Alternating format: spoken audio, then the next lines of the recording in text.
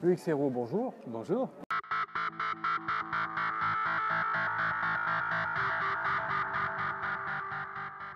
Bienvenue sur le plateau Web TV Merci pour beaucoup. cette journée des entrepreneurs du MEDEF 2013.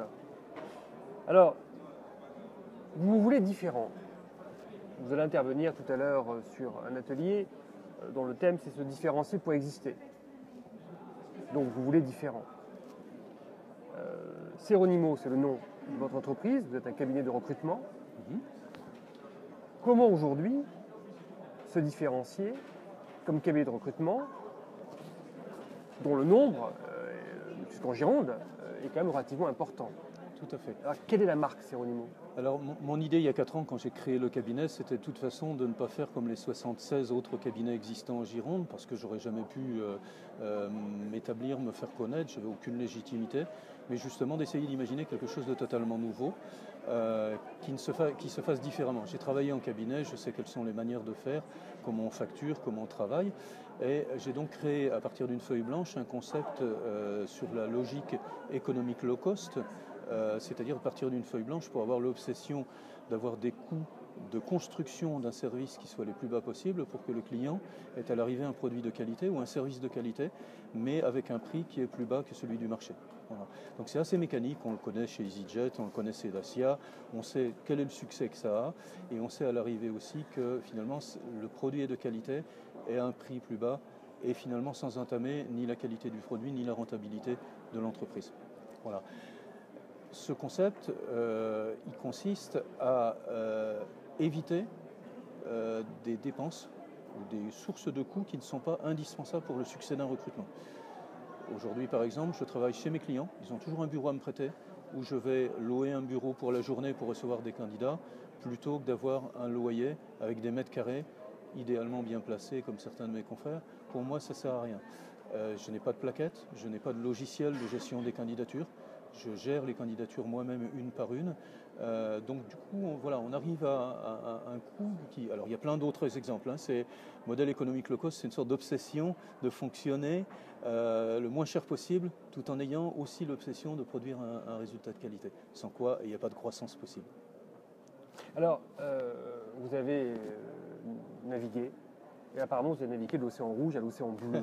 Alors c'est la thématique de l'atelier.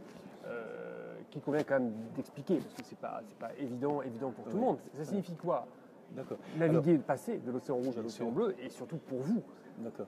Alors, tout à fait. Alors, l'océan rouge, c'est l'essentiel du marché dans un métier, avec en général un ensemble d'acteurs qui vont se concurrencer chacun sur un positionnement qui n'est pas très différent, une méthodologie qui est la même. La notion de l'océan bleu, c'est de se différencier, c'est-à-dire de se dire, tant pis, on ne peut pas séduire tout le monde, on ne va pas aller sur ce marché de masse, mais on ne va pas être en concurrence avec les autres parce qu'on a une démarche qui est totalement innovante, qui n'est pas connue. Voilà.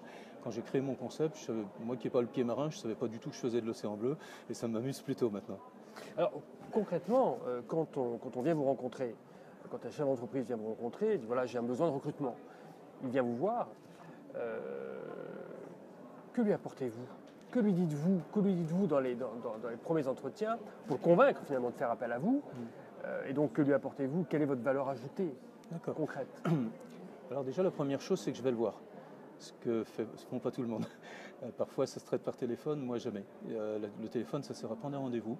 Et ensuite j'ai besoin de respirer l'atmosphère de l'entreprise, de comprendre le personnage qui est en face de moi. Et j'ai besoin de tout ça pour ensuite apporter une réponse satisfaisante au candidat. J'ai un de mes clients, ça m'a toujours je m'en souviens toujours, un de mes clients qui était prospect donc il y a 2 ans, petite entreprise dans le Lot-et-Garonne.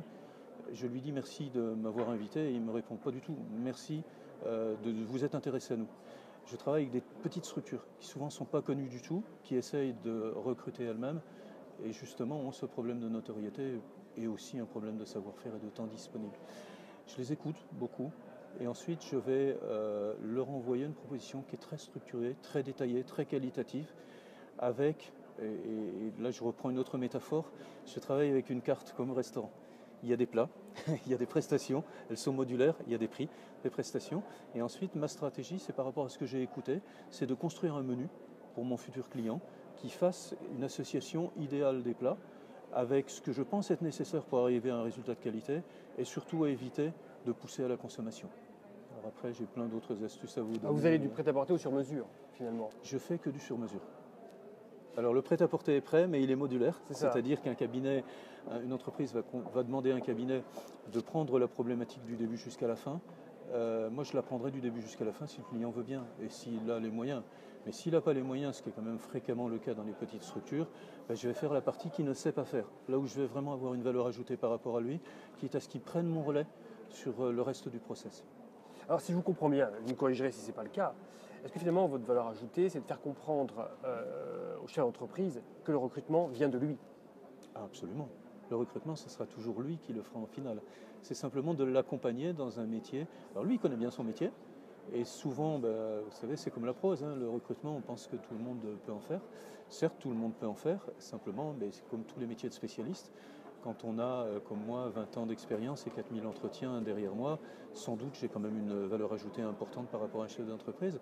Et ma grosse satisfaction, c'est justement la satisfaction de mon client, puisque ce qui n'était pas prévu quand j'ai créé mon concept, je pensais m'adresser à des petites structures pour un besoin qui était ponctuel et ne peut-être plus jamais revoir le client parce que c'est une toute petite entreprise.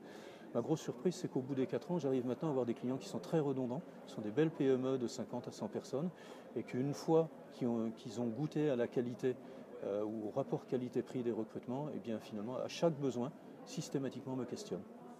Alors, à vous écouter, on pourrait penser que vous avez une approche philosophique du recrutement, quelque part. Est-ce que vous n'êtes pas le Socrate du recrutement? Je n'ai pas cette prétention-là, je n'aurai pas le temps d'écrire des ouvrages d'ailleurs, mais oui, la dimension humaine est quelque chose qui est très important chez moi. Je suis fait comme ça. J'explique à mes candidats que le mode comportemental est important à connaître. J'explique à mes clients que la sélection, elle se fait certes sur les compétences techniques, mais souvent beaucoup sur le mode comportemental. Et c'est sans doute cette partie-là qui est oubliée souvent dans les recrutements. Eh bien moi je suis pareil, c'est-à-dire que le côté humain, qui d'ailleurs figure dans le terme ressources humaines, il ne faut jamais l'oublier, est très important. Pour moi, chaque candidat doit avoir une réponse. Chaque candidat qui n'est pas sélectionné reçoit un message de ma part pour expliquer les raisons pour lesquelles je ne l'ai pas sélectionné. C'est aujourd'hui ça se fait plus aujourd'hui. Économiquement, c'est certes pas la meilleure des solutions, mais humainement, je pense que c'est effectivement la meilleure des solutions.